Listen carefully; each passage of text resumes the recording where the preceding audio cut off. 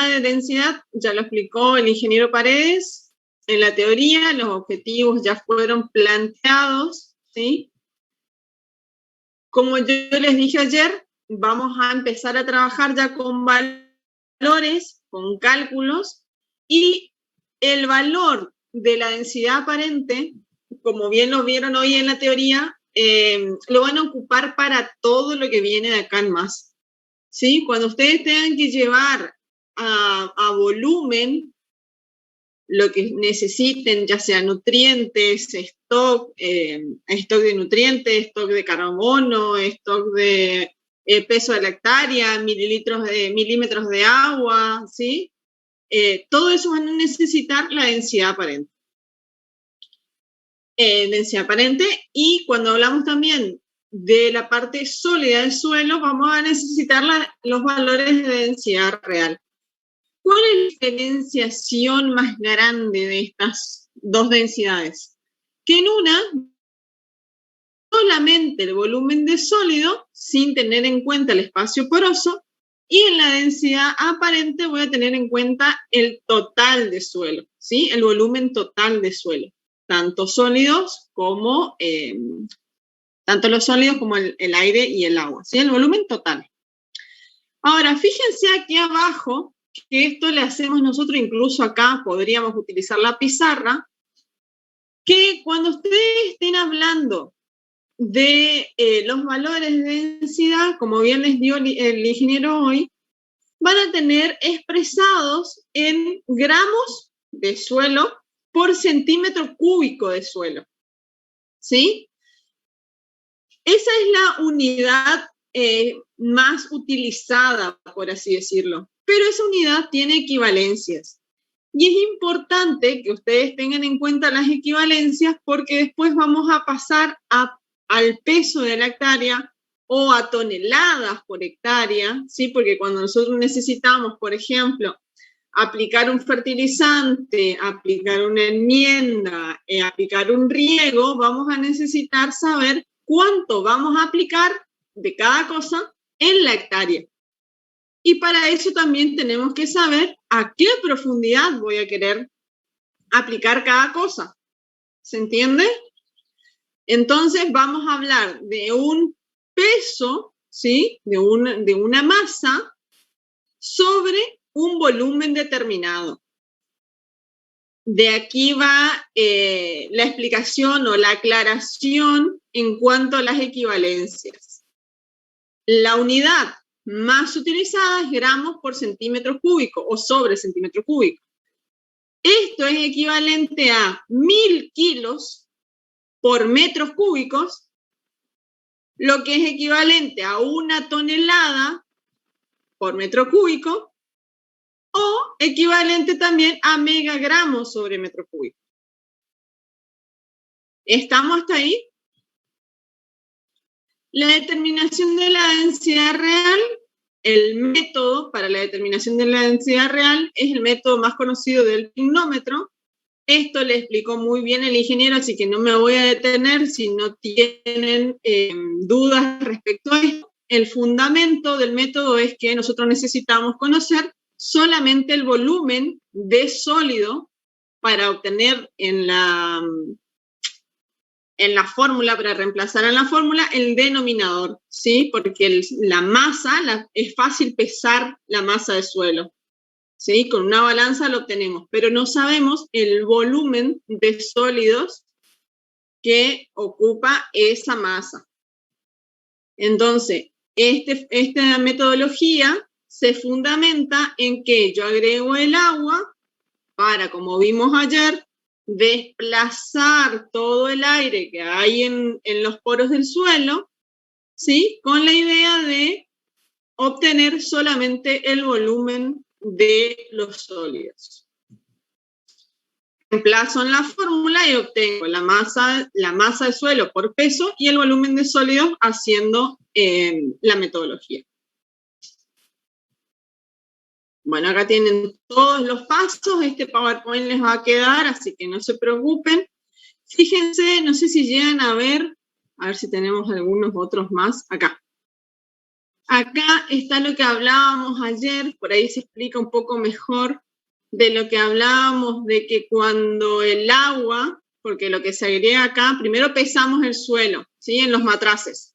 Después agregamos el agua y fíjense que de entrada nosotros no llevamos esto a volumen, ¿sí? Agregamos solo una pequeña porción de agua, una pequeña proporción de agua.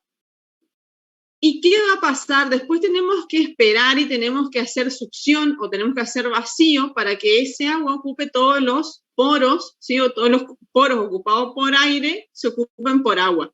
Y esto es lo que hablábamos ayer. ¿Llegan a ver ahí el puntero? ¿Ven que están como unas burbujas acá? ¿Llegan a ver? Es el desplazamiento, ¿sí? Del aire por el agua. Cuando vemos que esto ya no sigue burbujeando, recién ahí se lo saca del vacío y se enrasa, ¿sí? Cuando esto deja de burbujear, recién lo sacamos del vacío. Acá no utilizamos ningún químico, simplemente es el peso del suelo con agua, nada más. ¿Está? Es como que si nosotros tuviéramos esto en el campo. ¿Se entiende? Pregunta de examen. ¿Qué método conoce para determinar la densidad real? El método del pignómetro. ¿Lo realiza a campo? No, no se realiza a campo. ¿Sí? La densidad real no se determina a campo, se determina en el laboratorio. Estamos con muestras alteradas porque lo que ocupamos acá para pesar ya es tierra fina. ¿Qué era tierra fina? Pasada por los... pasada por el tamiz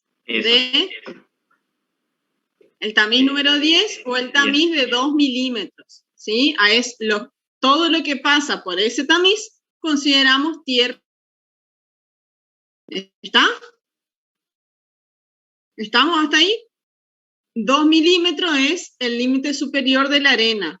Recuerden eso, que eso lo vimos ya en textura. ¿Sí?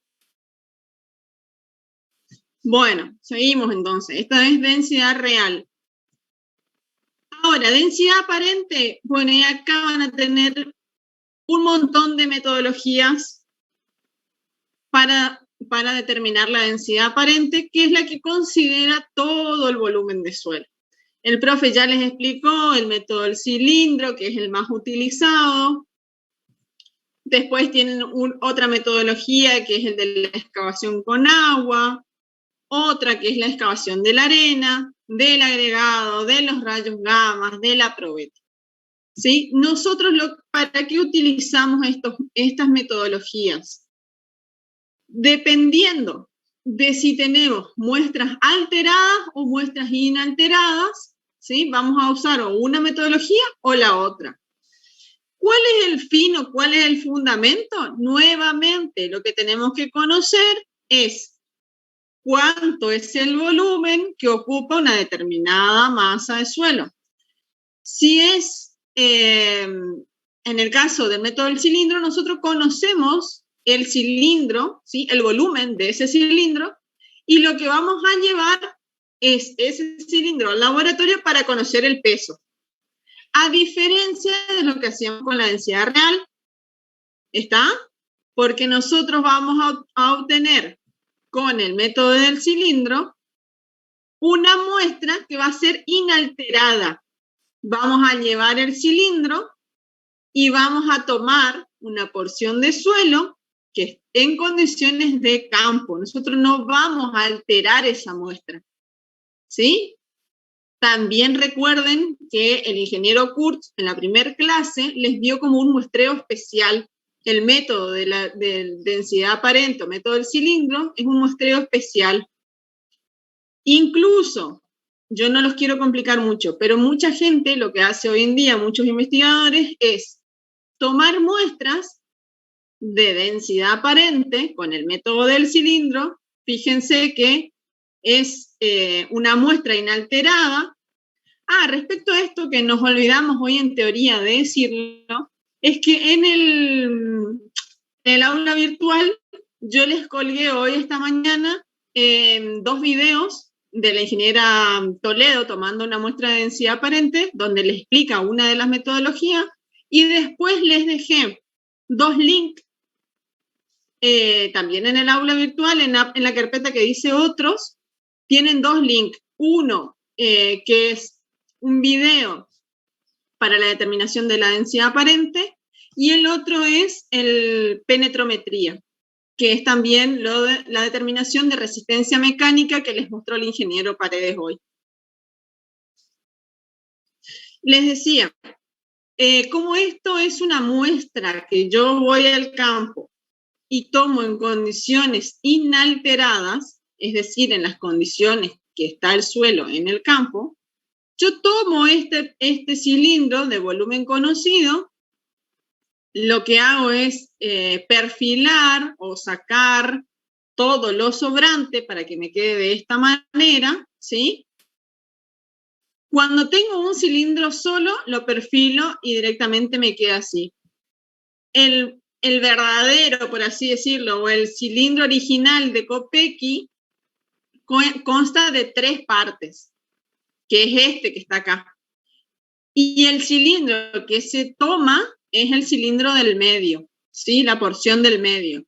La primera parte sirve solamente con que tiene como un bisel para incrustarlo en el suelo, y la parte de arriba es como la tapa, por así decirlo, ¿sí? Como para no perder muestra, pero en las dos condiciones tenemos que perfilar los sobrantes, ¿sí? Y ocupamos solamente la porción del medio sin disturbar la muestra. Les decía, a esto nosotros tenemos que hacer peso húmedo menos peso seco. Mejor dicho, lo llevamos así como está al laboratorio, ¿sí? En el laboratorio lo que podemos hacer es dejarlo secar a estufa, 105 grados centígrados. Cuando llegue a peso constante, pesamos. Tenemos el peso seco, porque recuerden que la fórmula es masa de suelo seco a 105 grados, sobre el volumen. El volumen del cilindro ya lo tenemos conocido, así que ya ahí obtenemos cuánto es la densidad, ¿sí? Cuando tenemos el peso seco y el volumen conocido, sacamos el valor de la densidad. ¿Qué están haciendo muchos investigadores hoy en día? Con esa misma masa de suelo, con esa porción de suelo que sacan, en esa porción de suelo pueden determinar, por ejemplo, carbono, y lo toman como una muestra simple, ¿sí? Esto anótenlo, apúntenlo, no es pregunta de examen, pero es lo que se está haciendo hoy en día. Más que nada se hacen en lotes chicos o en lotes donde se está haciendo, por ejemplo, agricultura de precisión, ¿sí? Donde tienen que hacer o donde hacen los muestreos sistemáticos o tabulados o hacen una grilla, ¿sí? Entonces, ahorran tiempo, sacan la muestra para la densidad aparente y en la misma muestra sacan algunos otros nutrientes. Tengan en cuenta que el cilindro tampoco es tan grande, o sea que la porción de suelo que llevamos es muy poquito, ¿sí? Debe tener 20 gramos, 30 gramos, dependiendo, ¿sí?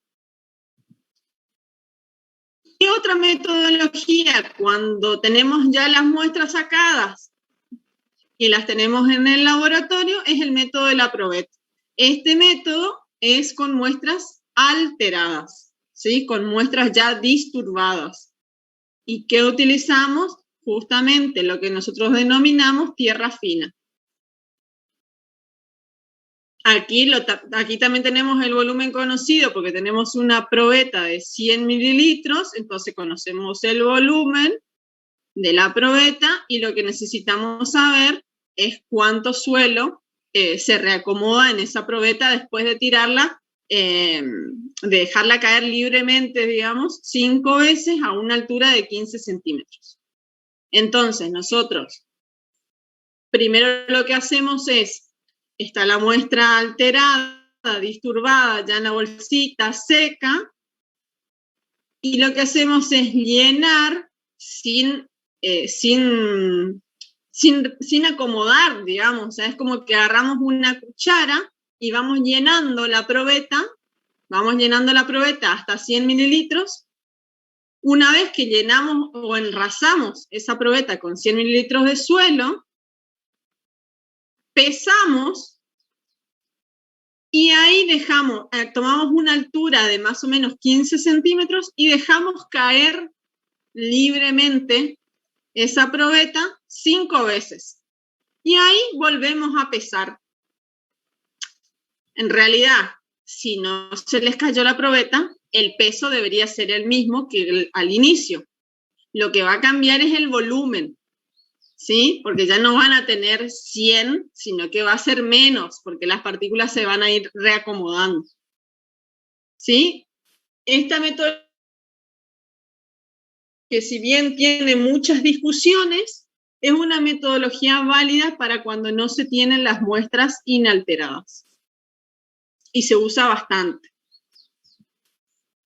Bueno, ¿qué actividades tienen que realizar ustedes? Y esto lo voy a pasar rápido porque ya tienen el Word del práctico. Tienen que unir con flechas distintos tipos de suelo.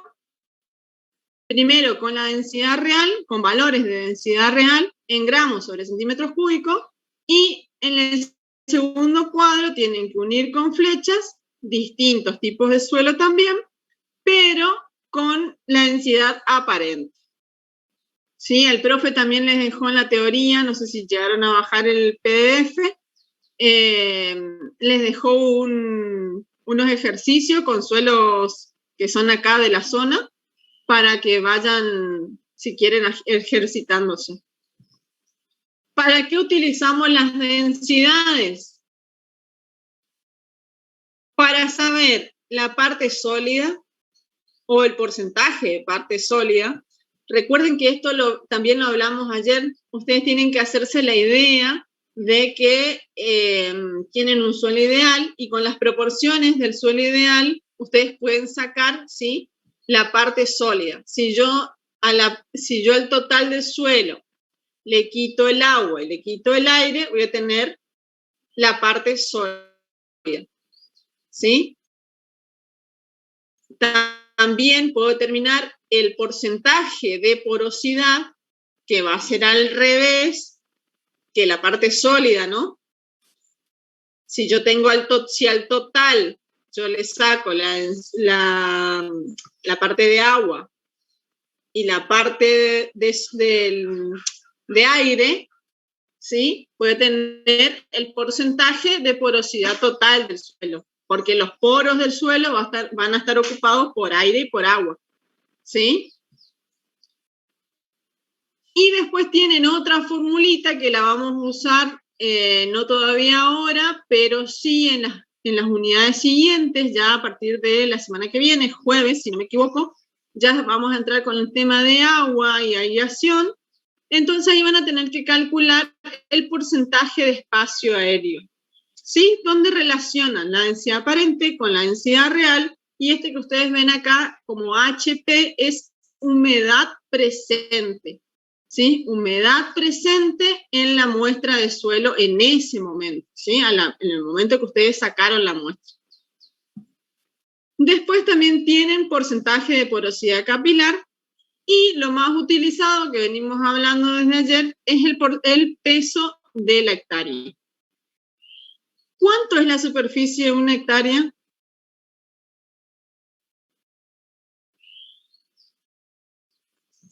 ¿Están ahí? ¿Se fueron todos?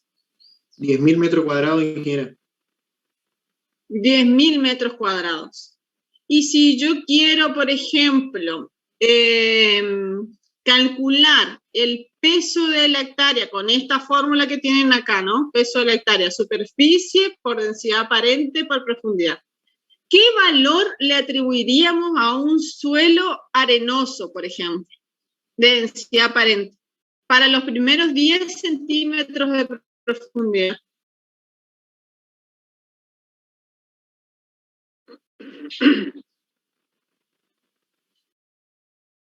¿Qué valor de densidad aparente le atribuirían ustedes?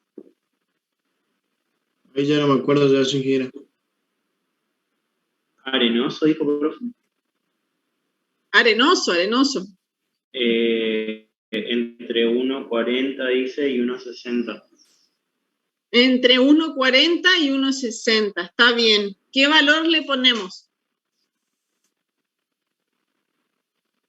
Porque entre 1,40 y 1,60 tenemos 1,42, 44. 1,50. 1,50. Bueno, a ver, hagan entonces el cálculo.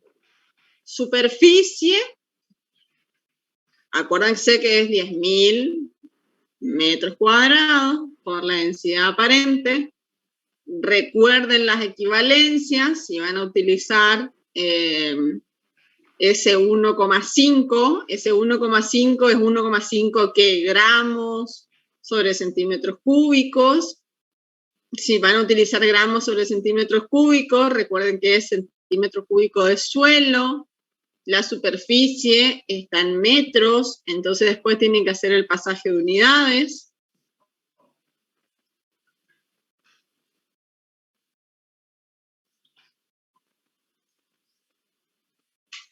¿Cuánto les da?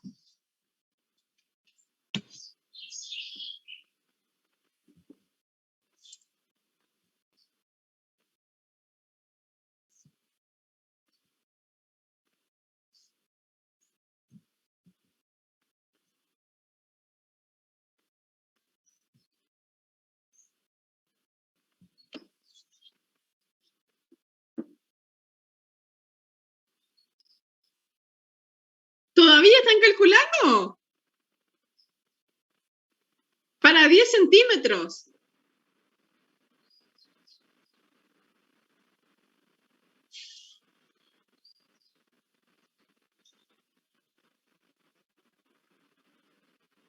¿1.500 puede ser, ingeniera? ¿1.500 qué? Toneladas sería. 1.500 toneladas, ¿sí? O 1.500 megagramos, que es la unidad más nueva, ¿sí? O 1.500.000 kilos. ¿Estamos?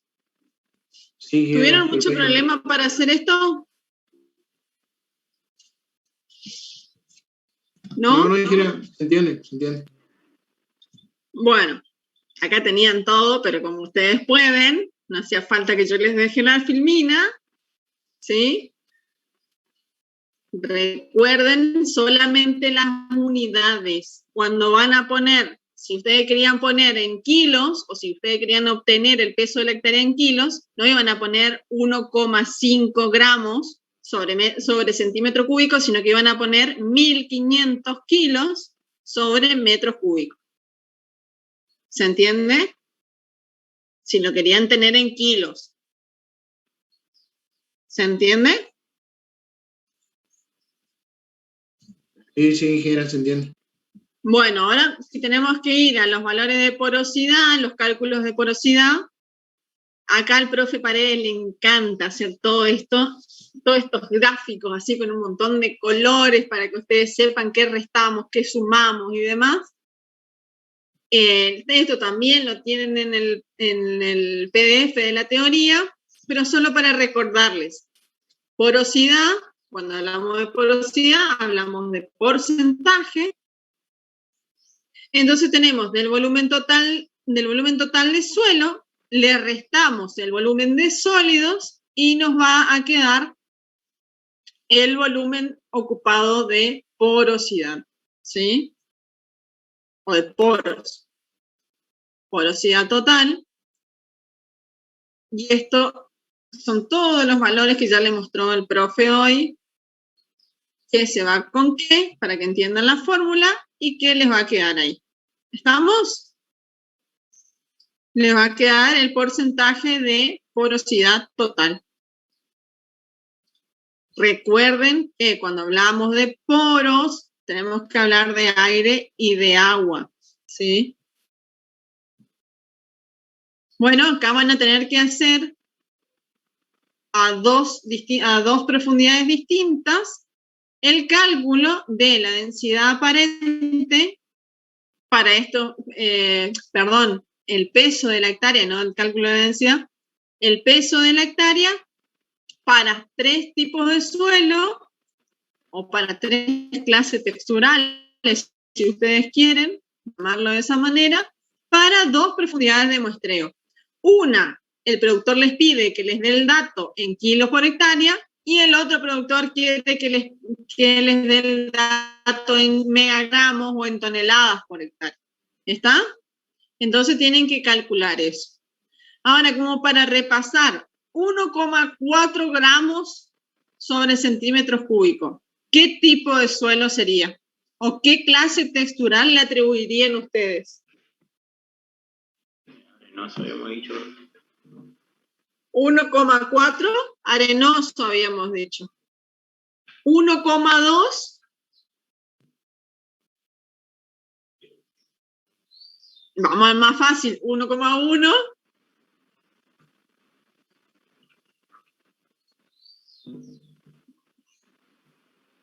¿Quién es más chico que la arena?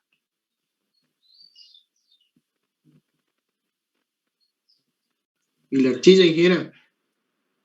Arcilloso, ¿sí? Y 1,2 entonces, si no es ni arcilloso, ¿qué clase textural está en el medio? Franco. Franco, ¿sí? Entonces tenemos un arenoso, un franco y un arcilloso. ¿Estamos? Y también tienen que calcular el porcentaje de porosidad total y parte sólida utilizando estos datos que les da acá el problema. 1,2 de densidad aparente y 2,65 para densidad real. ¿Estamos? ¿Tienen algún problema respecto a estos cálculos? ¿No? ¿Alguna duda? ¿No? Bueno, y acá, les dejé, me parece que no lo tienen en el práctico, pero como ayer lo hablamos y la clase de ayer fue bastante larga respecto a esto, me imagino que hoy ya la tienen re clara los tipos de estructura, entonces me podrían decir para una densidad de, a ver, leemos acá, porque dice indique los tipos de estructura 1, 2 y 3 que corresponderían por densidad aparente y por horizontes. Me parece que no lo tienen en el práctico, que está en el Word, pero me pareció interesante para que ustedes vayan relacionando lo que hablamos ayer. El profe, a medida que les iba diciendo los tipos de estructura, también les decía dónde iban a encontrar estas estructuras en el perfil. ¿Se acuerdan o no? Entonces, ahora que ya sabemos los valores de densidad, me pueden decir que para el horizonte A ver, acá está, el horizonte A, tipo 1, que sería el tipo de estructura lo tenemos que definir, pero nos da como ayuda que está en el horizonte A y que tiene una densidad de 0,9 o menor a 0,9. ¿Qué tipo de estructuras creen ustedes que va a ser? Granular. Granular o Migajosa. Migajosa, ¿sí? ¿Por qué digo eso? ¿Y por qué es tan poquita la densidad aparente? ¿En qué pienso si la densidad aparente es tan baja? Hoy les dijo el profe. Puede ser que va a haber más porosidad. Sí, entonces, si va a haber más porosidad, ¿qué va a haber? Que hablamos un poco de eso. Aire. Más macroporos. Claro. Exacto, ¿sí? Bueno, y la segunda, a ver, la segunda dice que estamos en un horizonte BT y la densidad aparente es 1,5. ¿Qué tipo de estructura? ¿Qué había en el B? Ya eran prismas. ¿Qué tipo de estructura encontrábamos en el B?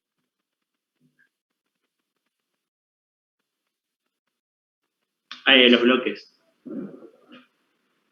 Bloques, pero acá le está diciendo BT. ¿Qué más encontrábamos en el B? Columnar. Que para que sea columnar, después, bueno, el profe ya les dijo ayer, pero para que sean columnar tenían que tener Sodio. sodio. Estoy en el extremo superior. Y antes de columnar, lo dijo Sandoval recién. Prismático. Prismáticos eran. ¿Y qué le ponemos acá entonces? Con 1,5 de densidad aparente y que esté en un BT. Un B textural.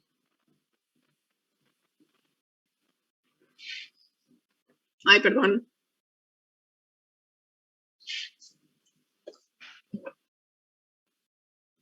¿Qué ponemos? ¿Bloques? ¿Ponemos columnas o ponemos prismas? Prisma, ingeniera.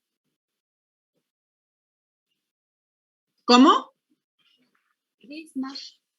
Prismas. Sí, ponemos prismas. Estructuras prismáticas, del tipo prismática.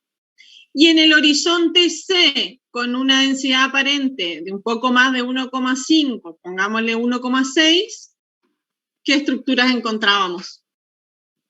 Es mucho más fuerte. Recuerden que densidad aparente más fuerte en un horizonte C.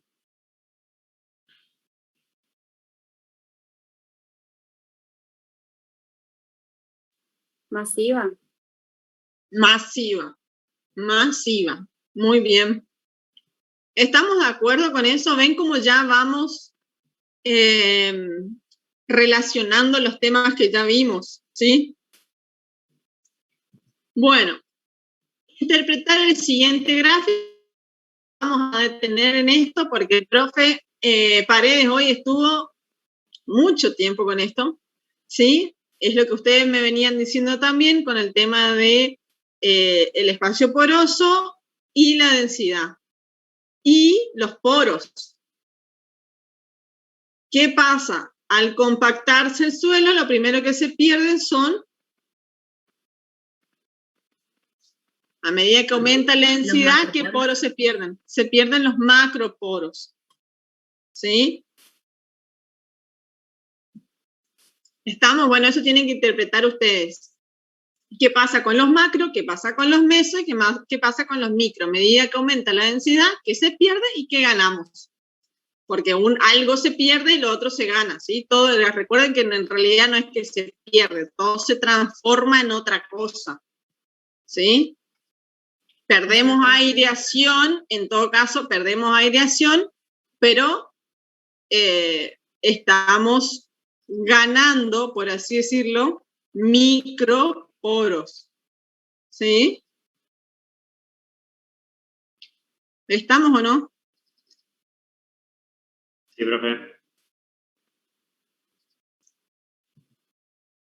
Y después tenemos el gráfico de consistencia, que esto yo les dejé acá como para hacer el repaso, para clasificar la consistencia del suelo, porque esto también es pregunta de examen.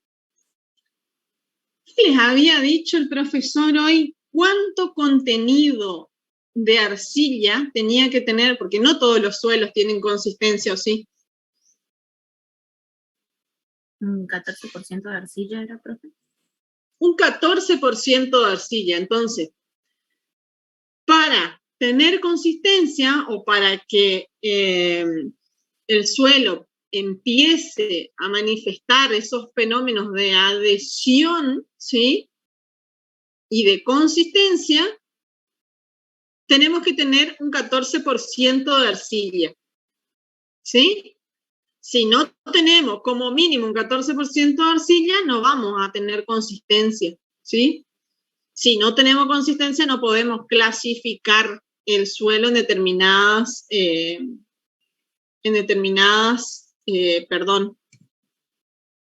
límites, ¿sí? Porque justamente no es consistente. Entonces, si tenemos suelos con mayor del 14% de arcilla, esas partículas del suelo van a empezar a tener una adhesión, ¿sí? Cuando hablamos de adhesión, estamos hablando de partículas de distinta naturaleza, ¿sí? Que sería el suelo y el agua en este caso, y entonces se va a empezar a conformar la consistencia, ¿sí? Va a tener consistencia el suelo. Y ahí la clasificamos en consistencia dura o bronca, y ahí encontramos el límite de contracción, que esto ya le explicó bien el Inge, así que no voy a detenerme. Después tenemos la consistencia friable, que es la consistencia que nosotros como ingenieros agrónomos estamos deseando. Después vamos a tener la consistencia plástica, y después del límite líquido vamos a obtener la consistencia líquida o fluida, ¿sí? ¿Cómo establecemos esos dos límites? Y ahora yo les pregunto a ustedes, ¿cuál de los dos límites les parece que es más importante? ¿El límite líquido o el límite plástico? Porque el límite de contracción no nos interesaría mucho, porque si el suelo está seco, recuerden que el eje X es contenido de humedad. Entonces, si el suelo está seco, a mí como ingeniero agrónomo no me... ¿Sí? Porque yo quiero es producir, y para producir necesito agua. Entonces, el límite de contracción, por ahí se le da investigación, pero cuando hablamos de producir, sí ya nos fijamos en los límites. ¿Cuál de los dos les parece que es más importante? ¿O los dos son importantes? El plástico, ingeniero. Depende para qué, también porque decía que si era para entrar con maquinaria y qué sé yo, el límite plástico es el que nos interesa para no terminar moldeando el suelo, pero cuando nos acercamos al límite líquido, por ahí nos interesa para lo que es la producción de arroz. Bien, muy buena respuesta. Ya lo hablamos ayer, ¿sí? Ninguno es tan malo ni ninguno es tan bueno, ¿sí? Nos interesan los dos límites. Nos interesan los dos límites. El límite que más se presta atención, si bien los dos son importantes, el límite al que más se le presta atención es al límite plástico. ¿Por qué? Justamente por esto que decía el compañero, porque nosotros tenemos que entrar a laborear el suelo, ¿sí? Y si el suelo se empieza a comportar como plástico, ¿qué va a pasar? Se va a pegar en la herramienta y yo voy a tener mayor consumo de combustible, mayor fuerza de tracción, mejor dicho al revés, mayor fuerza de tracción, lo que me va a llevar a hacer mayor gasto de combustible, ¿sí? Aparte de que yo voy a amasar el suelo, y al amasar el suelo voy a estar destruyendo la parte física del suelo. ¿Se entiende? ¿Cómo hago para determinar los dos límites? Ya les explicó el ingeniero. ¿Qué es lo que a mí me interesa que ustedes sepan? Es que cuando nosotros tenemos el límite plástico y obtenemos ese límite plástico, a mí me interesa conocer el porcentaje de humedad o el contenido de humedad que tengo en ese límite plástico. Porque justamente a ese contenido de humedad yo ya no voy a poder trabajar o entrar a laborear el suelo, ¿sí? A partir de ese contenido, por encima de ese contenido, no es recomendable laborear el suelo. Por debajo de ese contenido, sí. ¿Y hasta dónde? Hasta el límite de contracción. Si yo entro a laborear por sobre el límite de contracción, que es obtener menor contenido de humedad del suelo, ¿qué voy a hacer con el suelo? ¿Qué va a pasar si yo entro a laborear en un suelo seco? había dicho como que iba a romperlo en estructuras como, no me sale la palabra, pero como cascotes, digamos, que tampoco me sirve. Voy a romper todas las... Si tengo estructura, voy a terminar de romper y lo voy a pulverizar, se dice, se lo voy a pulverizar al suelo, ¿sí? Si entro a trabajar por encima del límite plástico, ya dijimos, voy a amasarlo y después a la larga, cuando pierdo humedad, voy a tener la chacra o el lote lleno de cascotes o de terrones grandes que tampoco me sirven, ¿sí? Así que en ese rango de humedad es el rango de friabilidad. Ahora, como bien les decía, los dos límites, tanto el límite plástico como el límite líquido, son importantes porque me determinan el índice de plasticidad. Y ese índice de plasticidad me va a permitir a mí trabajar con ese suelo, ¿sí? Ahora lo importante es que ustedes sepan conceptualmente para qué sirve esto. Después ya van a volver a trabajar con esto en manejo de suelos y en maquinaria agrícola o mecanización agrícola, ¿sí? Porque justamente de esto depende de que ustedes entren a laborear y a manejar el suelo, ¿sí? Todo esto que vimos que está escrito acá, ya lo vieron, cuál es el índice de contracción, el límite plástico, el límite líquido y el índice de plasticidad. Y van a ver que esos límites, como bien les dijo el profe, van a estar influenciados por el contenido de arcilla, por el tipo de arcilla y por la naturaleza de los cationes que tengan en esa arcilla, ¿sí? O en ese suelo. ¿Y qué más que no aparece acá?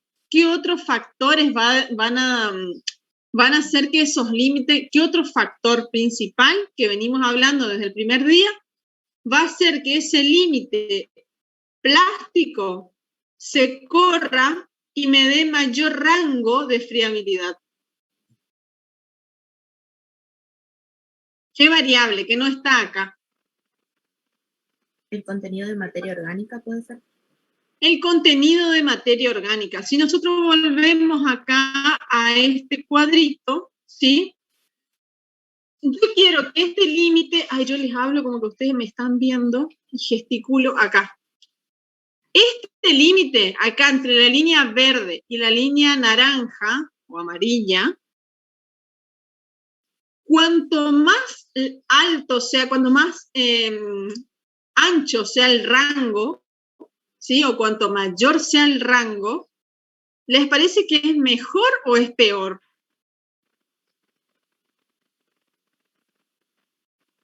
Desde el punto de vista del suelo, ¿eh? ¿Puede repetir, profe, por favor? El rango que hay entre, rango de humedad, entre el límite de contracción y el límite plástico, que sería el rango de friabilidad o la zona de friabilidad, ¿les parece que es mejor que sea ancho o que sea angosto?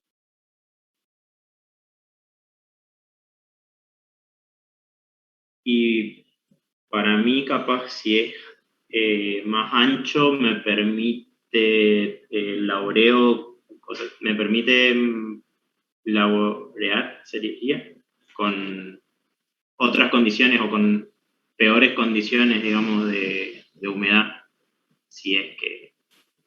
Me permite un amplio rango de humedad en el que yo me puedo organizar con el tema del laboreo, ¿sí?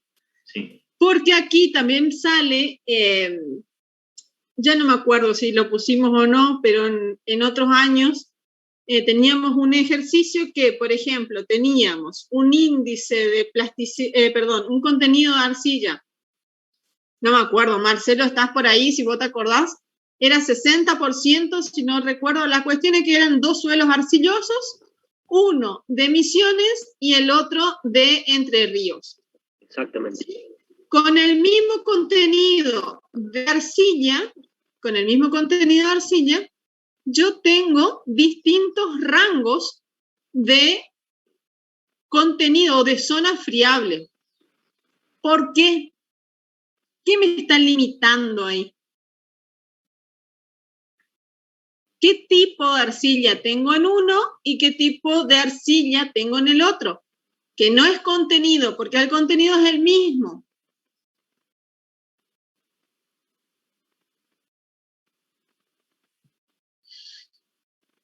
Acá podemos hablar de el mismo contenido, pero la distinta calidad. ¿Sí? Piensen en, no sé, en alguna bebida que a ustedes les guste mucho, o un vino, o una cerveza, ¿sí? Pueden tener el mismo contenido, pero la calidad no es la misma. ¿Qué prefieren ustedes? Y ahí me van a decir, depende, ¿sí? Si somos muchos, pedimos contenido y no calidad, ¿no?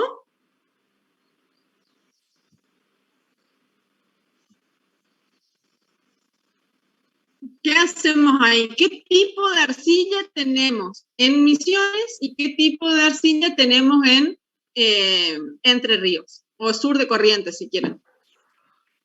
En Entre Ríos, las expandentes, creo que era. Muy bien. ¿Sí? Y en Misiones la caulinita. Y en Muy bien. Misiones caulinita no expandente, 1,1 que encima me forma pseudoarenas. ¿Sí? Entonces, ¿en cuál yo voy a tener mayor límite, o perdón, mayor rango de friabilidad? Y en el de Misiones, porque al tener ese efecto de formar pseudoarenas, podríamos tener mayor contenido de humedad y mantener, Exactamente. digamos, ampliar el límite plástico. Exactamente. Esta explicación iba a que también hay suelos que se los llama, ya lo van a ver en manejo, pero yo les adelanto, aunque el profe Garay es profesor de manejo, ya veo que después viene el ingeniero Dalurzo y me bloquea la clase acá. Van a ver que hay suelos que los llaman suelos de día domingo, ¿sí? ¿Por qué se llaman suelos de día domingo? Porque justamente es tan poquito, tan cortito el rango de humedad en el que se puede laborear, en que si ese rango de humedad les cae justo en un día domingo, van a tener que ir a trabajar el domingo, aunque el domingo no se trabaje. ¿Se entiende? Por eso lo llamaban suelos de día domingo, ¿sí? Es decir, que entre el límite de contracción y el límite plástico, yo tengo muy poquito rango, ¿sí?, de humedad en el que yo puedo entrar a laborear, ¿sí? Si entro después, lo voy a amasar. Si entro antes, lo voy a pulverizar. ¿Se entiende? Por eso es tan importante conocer ese rango de humedad y conocer la consistencia del suelo. Cuando estamos hablando de una consistencia friable, ustedes toman una porción de suelo, lo toman en sus manos, lo amasan, ¿sí? Y no van a llegar a amasarlo, ¿sí? No va a ser plastilina, que sería ya cuando están en el límite plástico, ¿sí? Se va a desmenuzar fácilmente en las manos. ¿Se entiende? Eso es friable o desmenuzable, también le llaman algunos libros. ¿Estamos? ¿Se entendió esa parte? Bueno, y acá, perdón, que me colgué con el tema de la materia orgánica. Si nosotros tenemos materia orgánica o agregado de materia orgánica, ese límite plástico, esta franja acá, esta franja amarilla, va a correr, si tengo materia orgánica, este límite plástico o límite plástico inferior, también se lo llama, va a correr hacia la derecha. Es decir, voy a ampliar el rango de humedad. ¿Sí? Y este límite líquido también se va a desplazar hacia la derecha. ¿Estamos? Y a eso es cuando se refiere, cuando se refería el profe hoy que, por ejemplo, tenemos efectos de los cationes intercambiables. Si tenemos sodio, por ejemplo, ¿qué va a pasar? Los dos límites se van a correr, pero uno se va a correr para la izquierda, el límite plástico se va a correr para la izquierda, y el límite líquido se va a correr para la derecha. O sea que la zona friable va a disminuir pero el índice de plasticidad va a aumentar. ¿Se entiende? ¿Se entiende o no se entiende? Si tienen calcio va a ser al revés. ¿Sí? También va a aumentar la zona friable, el límite plástico se va a correr hacia la derecha, este límite plástico se va a correr hacia la derecha, les va a aumentar la zona friable. Con el potasio pasa algo parecido, excepto en la hilita, que tienen el ejemplo en el Baber. ¿Sí? ¿Por qué la hilita? Porque la hilita tiene la capacidad de absorber ese potasio. ¿Sí? El ejemplo está en Baber. Ya el profe les explicó igual hoy. ¿Sí? El contenido de arcilla también es importante, ya me lo dijeron al principio, como mínimo tenemos que tener 14% de arcilla, y no solamente el contenido, sino también el tipo de arcilla con el que estamos trabajando. ¿Estamos? ¿Alguna otra cosita? Esto es pregunta de examen. ¿Sí o sí? ¿Alguna otra cosita? Una cosa nomás. Bueno, Cuando dice ya que pasamos. Sí. Cuando dice que se pulveriza el suelo, ¿lo hace más propenso a que se lave? Queda suelto, no es que se lava, porque acordate que está seco. Cuando estamos en la consistencia dura o consistencia bronca, el suelo está seco, tiene muy poco contenido de humedad. Entonces, si yo paso una herramienta, es como que yo pulverice el suelo, es como que yo rompo esos terrones, hay viento y se produce la voladura del suelo. Voy a perder suelo, si se quiere, voy a perder por erosión, pero no hídrica, sino eólica. Ok. ¿Sí? Súper. Está seco. En consistencia dura o bronca es seco. ¿Sí? Tenemos muy poco contenido de humedad. Súper. Sí, por ahí me expresé mal, pero sí era eso. Si perdía nutriente o capacidad por trabajarlo así.